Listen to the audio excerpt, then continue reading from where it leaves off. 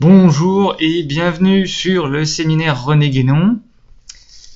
Le séminaire René Guénon a pour but de fournir des cours complets sur l'œuvre du métaphysicien traditionnel René Guénon, l'auteur le plus important en français, en tout cas peut-être de tous les temps, qui ait exposé la doctrine des traditions spirituelles et de la métaphysique donc traditionnelle commune à toutes les religions sous leur forme la plus mystique. Alors, je vous rappelle avant de commencer cette séance que vous pouvez me donner des dons sur Tipeee, sur le compte séminaire René Guénon de Tipeee. L'enseignement les cours qui seront transmis sur YouTube sont d'accès gratuit. C'est un principe important que ces cours, que cet enseignement soit gratuit en soi, mais ceux qui voudraient encourager mon activité et me permettre de financer le développement de tous les cours sur toutes les œuvres ou sur un maximum des œuvres de René Guénon, peuvent m'encourager, peuvent me permettre d'atteindre cet objectif en me donnant des dons donc sur Tipeee. Pour l'instant il n'y a que Tipeee. Voilà. Le programme de cette séance, c'est la crise du monde moderne, troisième séance et troisième chapitre. Ce troisième chapitre s'intitule Connaissance et action. Alors René Guénon explique que suivant d'ailleurs la doctrine traditionnelle qu'on retrouve en philosophie, dans la philosophie moderne, qui a évidemment récupéré ce principe, le principe qu'on appelle la dialectique, chez notamment Hegel, le philosophe Hegel, et qui existait déjà par exemple chez Jacob Böhm, un mystique, un théosophe mystique, ésotérique, hermétique chrétien de la fin du XVIe siècle et du début du XVIIe siècle. Donc René Guénon reprend ce principe de la dialectique. Qu'est-ce que ce principe dialectique, notamment la dialectique des forces opposées? C'est que quand il y a deux tendances contraires qui s'opposent, elles ne sont pas pour autant incompatibles, mais au contraire, elles sont complémentaires et amènent à une troisième entité ou à un troisième niveau de réalité qui les dépasse tous les deux et qui est le produit de leur complémentarité ou de leur relation dynamique entre ces deux tendances contraires ou opposées qui sont en fait complémentaires. Donc ça, c'est un principe extrêmement important pour comprendre comment chez René Guénon deux notions s'opposent sans constituer une sorte de dualisme ou de manichéisme au sens vulgaire. Alors, donc par exemple, René Guénon applique ce principe de la dialectique à l'opposition entre l'Orient et l'Occident, que nous avons vu au chapitre 2, et donc entre l'esprit occidental et l'esprit oriental. Qu'est-ce qui fait en quelque sorte la quintessence, la caractéristique typique de l'esprit occidental? C'est qu'il est porté vers l'action. L'action passe avant la contemplation. Et donc ça se rattache plus ou moins à la caste de ceux qui agissent, de ceux qui combattent aussi, et de ceux qui dominent, et donc la caste des kshatriyas en Inde, ou la caste des bellatores en Occident, des chevaliers, de la noblesse, des militaires, donc des guerriers, dans la doctrine traditionnelle des castes. Donc l'esprit occidental a cela de particulier, depuis, on va dire, depuis à peu près 2000 ans, et depuis l'Empire romain en fait. Depuis l'Empire romain, voire l'Empire grec, puis l'Empire romain, l'esprit occidental est vraiment caractérisé par le fait qu'il place l'action avant la contemplation, et qu'il est donc toujours porté vers cette action expansive, qui est donc, par exemple, impérialiste, qui pousse à conquérir les territoires et donc à constituer des empires. Comme aujourd'hui, comme a été l'Empire français, comme a été l'Empire anglais, britannique, et comme l'est l'Empire américain, voire anglo-américain. Alors l'esprit oriental s'oppose, il se différencie de l'esprit occidental par le fait qu'il place la contemplation avant l'action. Donc l'esprit oriental, dans son essence, est plus brahmanique. Il se rattache à la caste des brahmanes, enfin il se rapproche de l'idéal, du principe de la caste des brahmanes qui est la contemplation, qui passe donc avant l'action. Or, donc, nous dit René Guénon, entre contemplation et action, il y a une relation non de coordination, c'est-à-dire il n'y a pas contemplation et action, ou contemplation puis action, ou action puis contemplation, il y a une relation de subordination, c'est-à-dire il y a subordination de l'action à la contemplation. Contemplation qui est connaissance aussi, évidemment. On connaît quelque chose quand on le contemple. Mais quand on agit, quand on est dans l'action, on est en quelque sorte né dans le guidon, on n'a pas le temps d'apprendre, donc on n'a pas le temps de contempler, on n'a pas le temps de connaître. Donc quand on est dans le feu de l'action est quand même peu contemplatif, voire pas du tout contemplatif, et ne peut pas amener à un état de connaissance stabilisé sur ce qui est en dehors de l'action, ou même ce qui est dans l'action. Par conséquent, d'une part, il y a bien opposition entre contemplation et action, c'est-à-dire que, effectivement, dans la vie humaine ordinaire, soit on est en train de contempler, soit on est en train d'agir. Donc il faut choisir, et les deux sont presque incompatibles. Quand au plein milieu de l'action il faut contempler, et bien cela casse l'action, et quand au plein milieu de la contemplation il faut agir, cela casse la contemplation. Cela la rend impossible. Donc a priori, il y a bien une incompatibilité, une opposition frontale. Mais cette opposition, elle doit être résolue. Explication de René Guénon. Il doit y avoir une conciliation possible entre ces contraires, ou soi-disant tels. Et du reste, on pourrait en dire autant pour tous les contraires, qui cessent d'être tels dès que, pour les envisager, on s'élève au-dessus d'un certain niveau, celui où leur opposition a toute sa réalité. Donc on s'élève au-dessus de ce niveau-là. Qui dit opposition ou contraste dit par là même disharmonie ou déséquilibre. Ce qui ne peut exister que sous un point de vue relatif, particulier et limité. Donc, René Guénon traite ce concept d'opposition non par, en quelque sorte, une confrontation, donc, une confrontation immédiate et donc d'incompatibilité totale qu'il faudrait assumer et qu'il faudrait subir en quelque sorte, mais en expliquant que cette disharmonie et ce déséquilibre n'existent en réalité que dans le point de vue relatif, particulier et limité. Donc, en rester à un niveau où deux choses, ou deux tendances, ou deux dynamiques s'opposent, c'est en rester à un point de vue limité, donc ignorant, et même impuissant. Puisque quand on reste à un point de vue limité, particulier, eh bien évidemment on est impuissant pour tout ce qui sort de ce point de vue. Donc le point de vue qui prend en compte et qui ne voit que l'opposition entre deux contraires est un point de vue ignorant et impuissant. C'est extrêmement important. Mais le point de vue supérieur, celui par lequel on s'élève au-dessus du niveau de la réalité de l'opposition, est un niveau donc où on voit et on commence à entrer dans la connaissance de leur complémentarité.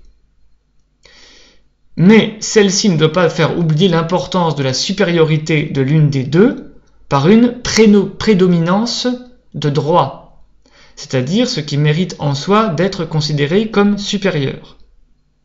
Donc René Guénon attribue dans l'opposition entre la connaissance et l'action, il attribue la prédominance de droit à la connaissance, c'est-à-dire la contemplation. Et c'est en quelque sorte par la contemplation même que l'opposition entre contemplation ou connaissance et action sera transcendée, sera dépassée.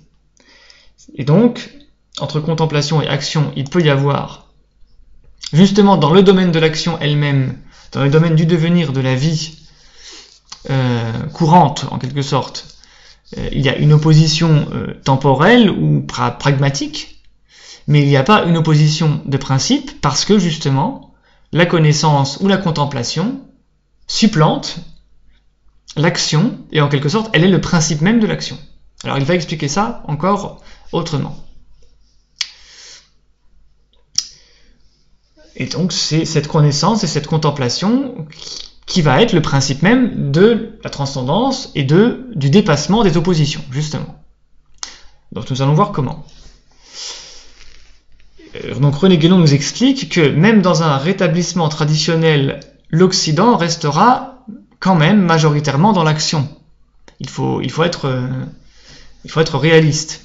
Quand on a une prédominance si forte, cette prédominance va rester dans une civilisation. Donc il explique, je cite, « Si l'Occident revenait à un état normal et possédait une organisation sociale régulière, on y trouverait sans doute beaucoup plus de kshatriyas, donc beaucoup plus de guerriers, de personnes vouées à l'action temporelle, au pouvoir temporel, mais peu de brahmanes, c'est-à-dire peu de personnes capables d'autorité spirituelle par la connaissance et la contemplation. Mais cela suffirait pourtant au rétablissement traditionnel, car l'autorité spirituelle n'est nullement basée sur le nombre, dont la loi est celle de la matière. Donc, une minorité de brahmanes ou de correspondants aux brahmanes, c'est-à-dire de personnes qu'on appelait les oratores, le clergé, un clergé en quelque sorte, ou des personnes qui seraient assimilées à une sorte de clergé, de personnes connaissantes et contemplatives, même si elles étaient en petit nombre, elles suffiraient pour rétablir une sorte de civilisation traditionnelle, là où il y aurait pourtant beaucoup de kshatriyas ou beaucoup de personnes qui sont dans l'action du pouvoir temporel, puisque l'autorité spirituelle n'est pas basée sur le nombre, mais elle est basée sur une autorité qui est reconnue. L'autorité des brahmanes doit évidemment être reconnue par la masse des personnes qui sont dans l'action. Et donc c'est ça en fait la vraie condition.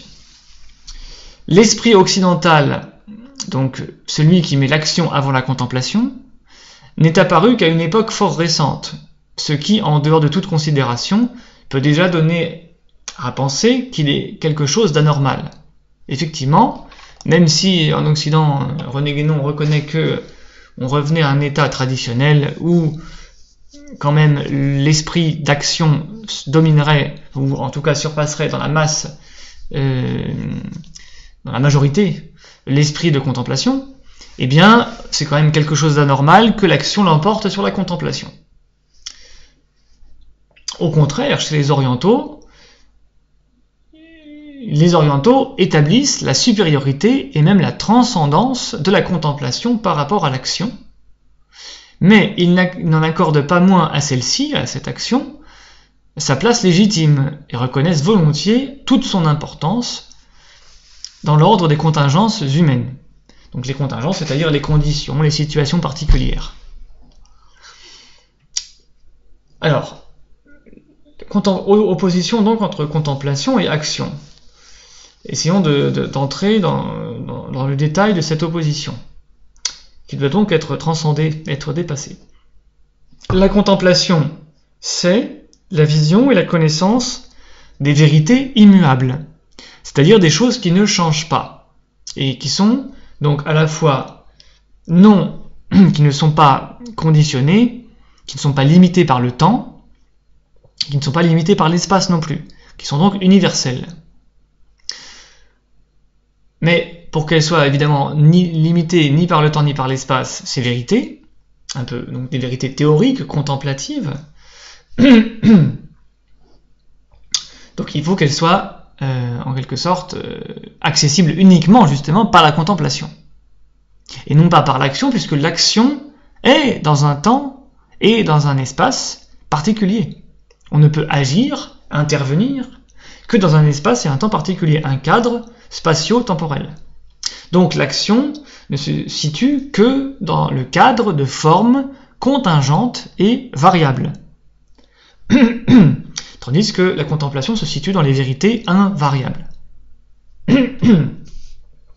Et pour l'expliquer autrement, René Guénon nous dit, le Brahman, donc si vous voulez le contemplatif, est le type des êtres stables, et le Kshatriya est le type des êtres mobiles ou changeants.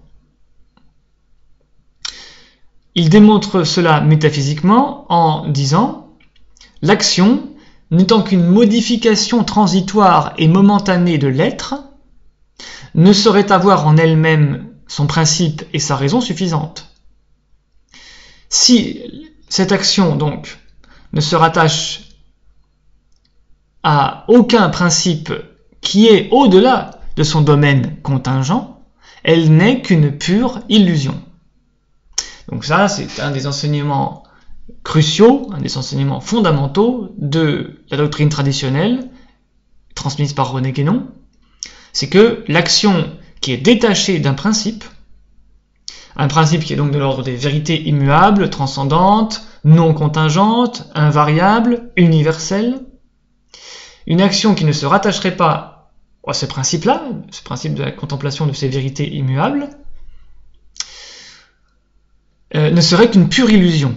Pourquoi ? Eh bien parce que justement, une telle action serait complètement déterminée par ce qui est purement variable, purement contingent, purement limité par le temps et l'espace, qui se réduirait donc à une sorte d'instantané et à d'immédiateté locale, dans un espace de plus en plus réduit de l'intervention pure de cette action, immédiate du présent de cette action, et donc en quelque sorte elle s'épuiserait, elle se dissoudrait dans l'illusion de ce présent qui passerait à l'instant d'après. D'accord ?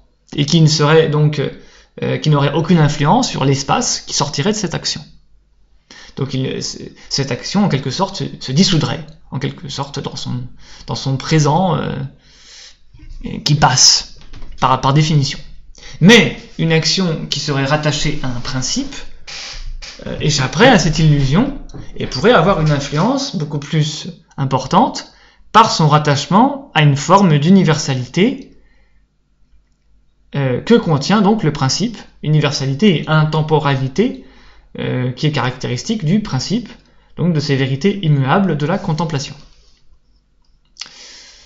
Le principe est nécessairement immuable, immobile, car seul le monde des formes manifestées ou créées change et se meut, donc bouge, et dans la mobilité, dans le déplacement, dans le mouvement. Et Aristote, donc René Guénon nous dit, Aristote avait affirmé la nécessité du moteur immobile de toute chose. Donc René Guénon réemploie ce concept d'Aristote de moteur immobile, c'est-à-dire ce qui meut, ce qui met en mouvement l'être, le monde créé, le monde manifesté de l'existence. Mais ce moteur, ce qui meut, donc ce qui impulse le mouvement, est lui-même immobile. Donc il doit être à la fois ce qui donne le mouvement et ce qui lui-même ne bouge pas. La contemplation est donc la voie de la gnose, la connaissance métaphysique, spirituelle, contemplative, qui permet l'accès au principe immuable de tout. Donc René Guénon nous dit, la connaissance seule permet de sortir de ce monde et des limitations qui lui sont inhérentes, donc du monde que nous vivons, dans lequel nous vivons, du monde contingent, du monde du devenir, du monde donc qui est soumis à des conditions spatio-temporelles. Donc la connaissance seule permet d'en sortir ou de nous élever au-dessus de ce monde, et lorsqu'elle atteint l'immuable, cette connaissance, ce qui est le cas de la connaissance principielle ou métaphysique, qui est la connaissance par excellence, elle possède elle-même l'immutabilité, donc cette connaissance est elle-même immuable, car toute connaissance vraie est essentiellement identification avec son objet. Donc la connaissance de ce qui est immuable est elle-même immuable. donc elle ne change pas. Donc, si nous remontons un peu le raisonnement, le principe de toute chose n'est pas déterminé par des conditions spatio-temporelles particulières.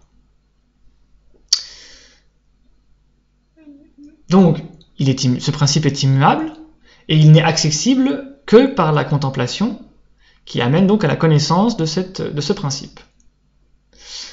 Or, la connaissance de ce principe va elle-même devenir immuable en s'identifiant avec son objet, au sens philosophique, c'est-à-dire la connaissance et connaissance de ces principes, donc ce principe comme étant objet de connaissance. Et donc, la connaissance elle-même, cette gnose, cette connaissance métaphysique, spirituelle, contemplative, devient immuable, intemporelle, donc éternelle. C'est donc la connaissance éternelle. D'où le fait que cette connaissance éternelle soit la Sophia perennis, la sagesse pérenne, la sagesse universelle et intemporelle, et donc elle est la même chose que la tradition primordiale, la révélation divine, la connaissance de Dieu ou la vision de Dieu elle-même. Et cette connaissance du principe s'oppose évidemment totalement à la science moderne. La science moderne, nous dit René Guénon, est connaissance rationnelle et discursive, donc indirecte et imparfaite, connaissance par reflet.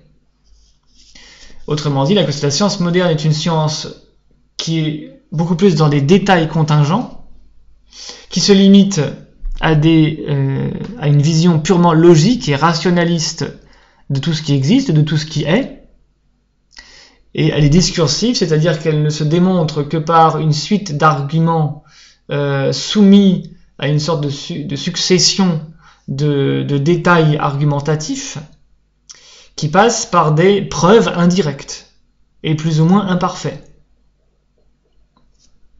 Des preuves plus ou moins imparfaites et donc une démonstration plus ou moins imparfaite. Et donc elle constitue une science par reflet, une science par l'extérieur. Et en plus, la science moderne est inféodée à des fins pratiques, donc non seulement elle part d'une connaissance par reflet, par l'extérieur, par des simples effets des choses, et non pas par les choses elles-mêmes, mais en plus, elle n'amène que à des effets, c'est-à-dire elle est inféodée à des fins pratiques. Et donc cette science moderne, qui est donc tournée en réalité vers l'action, et non pas vers la véritable contemplation spirituelle, donc cela amène au fait que l'action moderne dégénère ainsi, par défaut de principe, en une agitation aussi vaine que stérile.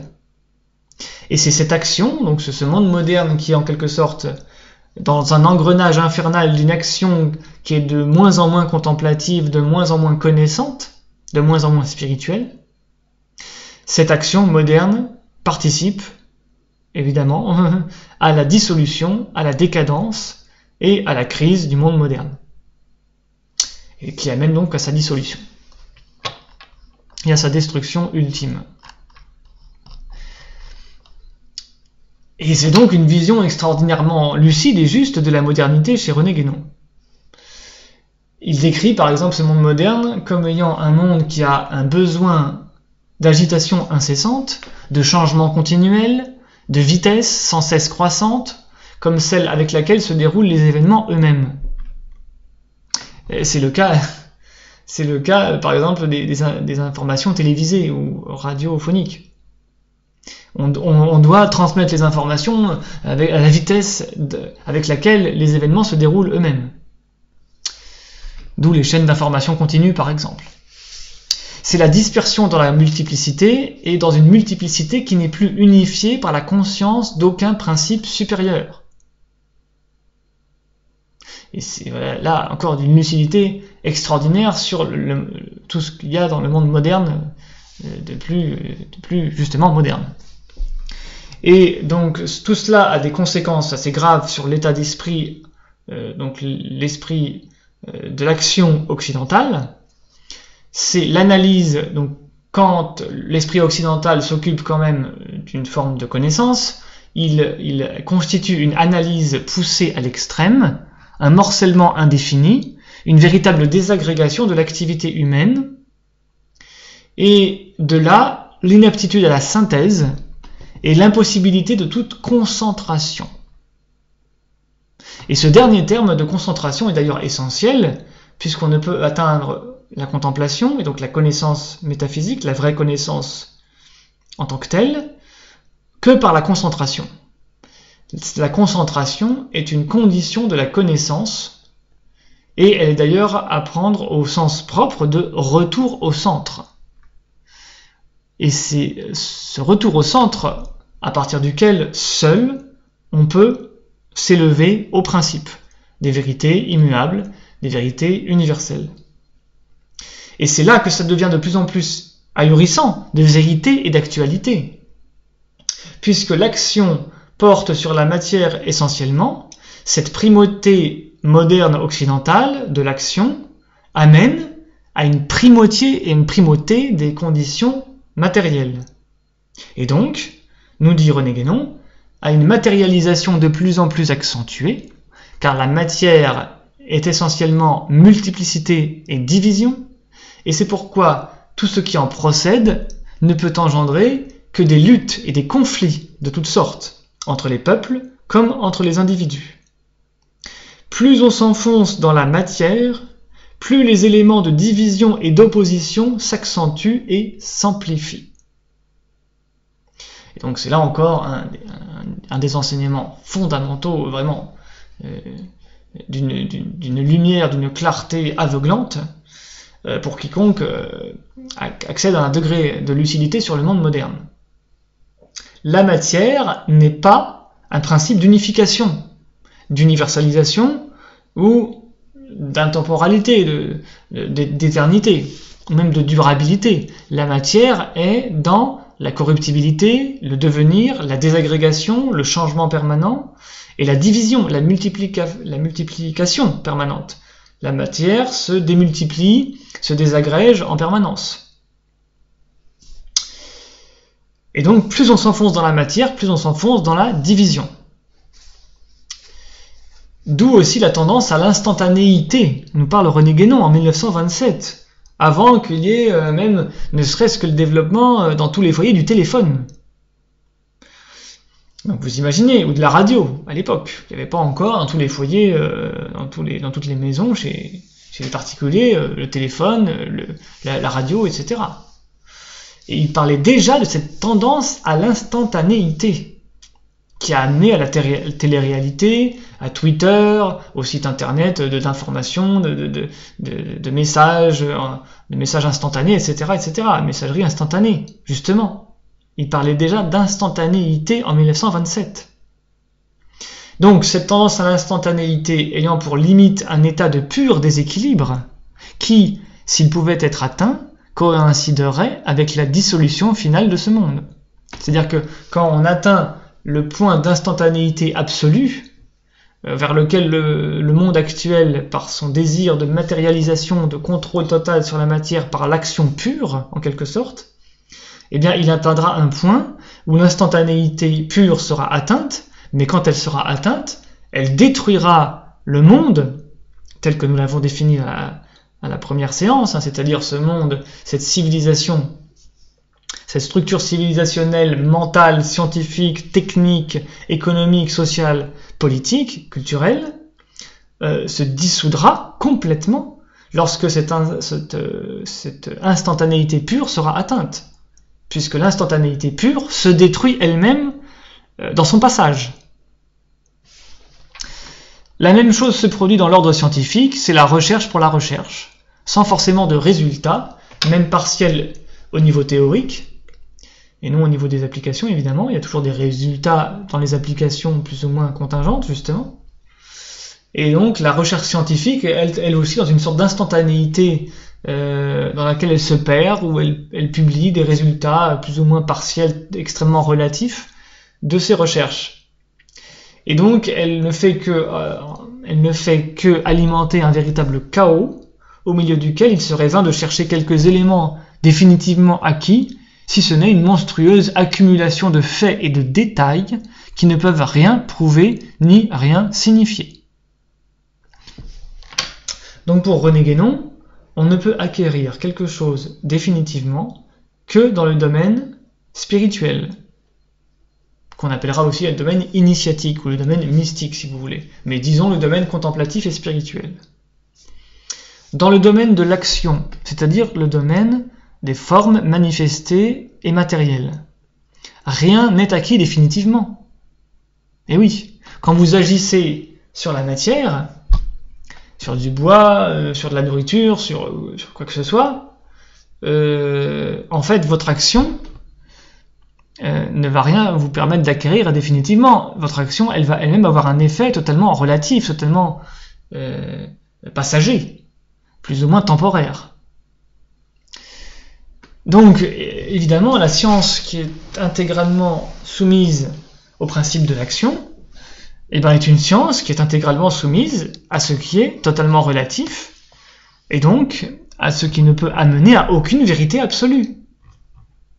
Aucune vérité intemporelle, aucune vérité universelle. Donc, elle ne peut pas acquérir, cette science moderne, quelque chose définitivement. Elle ne peut, en quelque sorte, se saisir que de sable ou d'eau qui vont lui échapper. Tout ce dont elle va se saisir, la science moderne, va lui échapper l'instant d'après. Puisque justement, elle ne s'occupe que de matérialité. Or, la matérialité, par définition, est dans la dissolution, et vous ne pouvez pas vous saisir de quelque chose qui se dissout, qui change perpétuellement. Ce serait comme vouloir attraper de l'eau dans les mains. Et René Guénon avance dans son analyse du monde moderne et nous explique le rôle central qu'ont les inventions techniques dans la dissolution. Les inventions mécaniques et industrielles vont, encore en se développant et en se multipliant, de plus en plus vite elles aussi, jusqu'à la fin de l'âge actuel. Donc la fin du Kali Yuga, la fin de cet âge sombre dans lequel nous vivons. Et qui sait si, avec les dangers de destruction qu'elles portent en elles-mêmes, ces inventions mécaniques, industrielles, techniques, elles ne seront pas un des principaux agents de l'ultime catastrophe. Eh oui. Nous vivons dans un monde où tout semble être en pur devenir, où il n'y a plus aucune place pour l'immuable et le permanent, et l'état d'esprit des hommes qui font consister toute réalité dans ce même devenir, ce qui implique la négation de la véritable connaissance, aussi bien que de l'objet même de cette connaissance. Nous voulons dire des principes transcendants et universels. Donc, le monde occidental moderne dans lequel nous vivons est un monde d'un simple devenir où nous ne faisons que vivre un jour après l'autre, et subir en quelque sorte des conditions que nous essayons de poursuivre ou que nous essayons de maîtriser sur l'instant, dans un espace-temps de plus en plus réduit, sans avoir d'action justement au sens noble du terme, sur ce qui est, sans avoir d'entreprise, en tout cas sans avoir de volonté de revenir à ce qui est intemporel ou à ce qui est universel, à ce qui est stable. Et donc, en fait, en nous plongeant dans cette spirale de ce pur devenir, sans transcendance, sans éternité, sans universalité, nous plongeons dans la négation de la véritable connaissance, puisque nous sommes plongés dans une sorte de bain de relativisme absolu. C'est l'unité principielle dans l'ordre métaphysique qui rend possible toute connaissance. Donc, le monde du pur devenir, le monde moderne occidental, matérialiste, relativiste, est un monde de la multiplication matérielle et de la multiplication individualiste aussi. Or, à l'inverse, l'ordre métaphysique qui rend possible toute connaissance se situe dans l'unité principielle, donc ce qui unifie, et non pas dans ce qui est démultiplié ou divisé. Et donc, la connaissance la connaissance qui est celle du changement et du devenir eux-mêmes, puisque pour pouvoir évidemment conjurer ce changement et ce devenir, il faut acquérir cette connaissance de ce qu'est ce changement et ce devenir qui sont réels, enfin qui adviennent dans l'ordre du monde. Donc nous devons atteindre cette connaissance. Mais cette connaissance doit être elle-même rattachée à une unité principielle. Nous ne connaîtrons pas ce qui est changement et ce qui est devenir si nous n'accédons pas à cette unité principielle. Et c'est ainsi que Guénon l'explique. Le relatif est inintelligible et impossible sans l'absolu. Et donc le contingent est lui aussi inintelligible sans le nécessaire. Donc en philosophie, on oppose le contingent et le nécessaire, c'est-à-dire le contingent, c'est ce qui est conditionné par des situations particulières, tandis que le nécessaire, c'est ce qui est obligatoire, ce qui survient de toute manière, quelles que soient les circonstances. Donc le changement n'est pas connaissable sans l'immuable, la multiplicité n'est pas connaissable sans l'unité. Le relativisme enferme une contradiction en lui-même. Et quand on veut tout réduire au changement, on devrait en arriver logiquement à nier l'existence même du changement, puisque lorsque, par exemple, vous êtes dans le changement vous-même, vous êtes né dans le guidon, vous êtes dans le feu de l'action, donc dans le pur changement, vous ne vous rendez même pas compte que vous êtes dans le changement, puisque vous n'avez pas de point de comparaison avec le changement où vous êtes. Pour que vous sachiez que vous changez, vous devez comparer votre état de changement avec quelque chose qui ne change pas, par définition. Donc, c'est ce que je disais, l'unité principielle de cette connaissance immuable dont nous parlions est celle qui rend possible la connaissance même de ce qui est changement, de ce qui est devenir, ou de ce qui est matériel, ou de ce qui est dans le monde des existences changeantes, variables, contingentes. Et si nous nous élevons un petit peu dans l'histoire des idées et des doctrines concernant ce sujet, nous remarquons l'insistance sur la notion de devenir, de mutabilité, de variabilité. On appelait ça aussi autrefois la corruptibilité des choses. Donc cette notion existait déjà dans les écoles antiques, mais ces écoles étaient, nous explique René Guénon, toujours plus ou moins isolées, évidemment quand nous sommes arrivés dans le monde moderne, ce monde antique occidental, elles ont été marginalisées en quelque sorte, isolées, et elles n'ont pas eu une influence très notable. Par exemple, Zénon d'Élée, avec les flèches de Zénon, le fait que lorsque nous voulons atteindre un point de calcul de l'instantanéité, en quelque sorte, nous arrivons à une aporie, une impossibilité. Et Héraclite, qui expliquait l'écoulement universel de toute chose, c'est-à-dire le fait que le devenir est dans un pur passage qui s'épuise en lui-même, et donc qui est dans une dissolution permanente. Et cela est aussi à rattacher à une doctrine fondamentale du bouddhisme, qui est dans la dissolubilité de toute chose, c'est-à-dire que tout se dissout, donc comme l'écoulement universel d'Héraclite. Et René Guénon explique que c'est toutes ces écoles qui ont été plus ou moins isolées et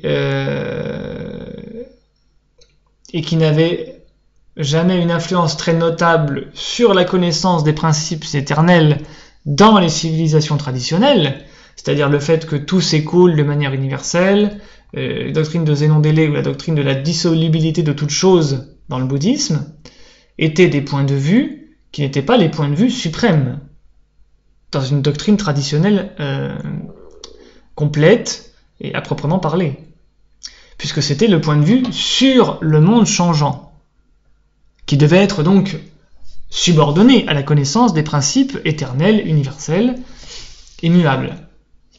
Mais le fait qu'on se concentre uniquement sur cet écoulement universel, ou le fait qu'on insiste uniquement sur la dissolubilité de toute chose, René Guénon explique que cela amène à l'apparition de doctrines naturalistes, c'est-à-dire qui font de la nature visible, la nature changeante, la base de toute existence et de toute connaissance possible. Donc ces doctrines naturalistes, anti-métaphysiques, explique René Guénon. Donc l'apparition de ces doctrines se produit toujours lorsque l'élément qui représente le pouvoir temporel, donc le pouvoir guerrier, le pouvoir militaire, politique, l'aristocratie, des rois et des princes, donc quand ce pouvoir temporel prend dans une civilisation la prédominance sur celui qui représente l'autorité spirituelle, c'est-à-dire l'autorité de la connaissance contemplative. Et c'est-à-dire, cette autorité spirituelle, c'est le sacerdoce, la prêtrise, donc les prêtres, les maîtres spirituels, et ce qu'on appelle aussi les prophètes.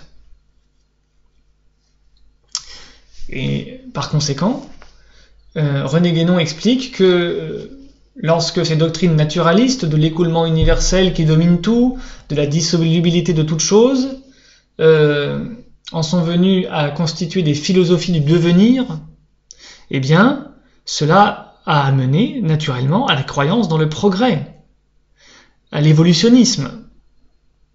Et par exemple, Henri Bergson, qui était très influent à l'époque de René Guénon. Henri Bergson, qui est né en 1859 et qui est mort en 1941, était un philosophe français majeur de la modernité, notamment par ses réflexions, d'ailleurs très intelligentes, sur la conception du temps et de la durée, conçue comme une simple perception mentale. Et René Guénon explique que l'idée bergsonienne de la durée pure correspond exactement à cette dispersion dans l'instantané. De la même manière que l'intuition, un autre concept central chez Bergson, l'intuition qui se modèle sur le flux incessant des choses sensibles, loin de pouvoir être le moyen d'une véritable connaissance, représente en réalité la dissolution de toute connaissance possible, de toute connaissance principielle, immuable, véritable et universelle. Donc lorsque nous voyons dans le monde contemporain des gens valoriser l'intuition purement individuelle, qui donc correspond à une intuition sur le flux des choses qui passent, nous avons une intuition sur les événements, sur un devenir, etc. Dans notre pure individualité mentale ou sentimentale ou psychique, eh bien, c'est ce qui en réalité rend impossible toute connaissance véritable de l'immuable et de l'universel. Et René Guénon explique que l'intuition bergsonienne, qui est d'ailleurs de l'ordre sensible, Bergson explique que son intuition, que l'intuition, ce concept d'intuition sur lequel il réfléchit, est ancré totalement dans l'ordre sensible, donc dans l'ordre des choses donc matérielles ou mentales, du moins mentales, mais inféodées au monde matériel, sensible. Et donc cette intuition bergsonienne, explique Guénon, est proprement infrarationnelle, c'est-à-dire qu'elle est inférieure à la rationalité elle-même. Donc il y a trois ordres, un ordre infrarationnel qui est l'ordre sensible, pur, l'ordre empirique, expérimental si vous voulez. Il y a l'ordre rationnel qui est justement la rationalisation des données sensibles par la réflexion du bon sens, la logique. Et il y a le supra-rationnel qui est au-dessus de la raison, de la rationalité ou de la logique ordinaire. Et René Guénon explique que l'intuition intellectuelle véritable, l'intuition intellectuelle ou l'intuition même spirituelle en fait, elle est à la fois spirituelle et intellectuelle. Cette intuition qui est donc revalorisée par Guénon mais qui n'est pas l'intuition de Bergson. Cette intuition intellectuelle est celle par laquelle seule s'obtient la vraie connaissance métaphysique, et cette intuition intellectuelle est celle de l'intelligence pure, et elle est justement supra-rationnelle.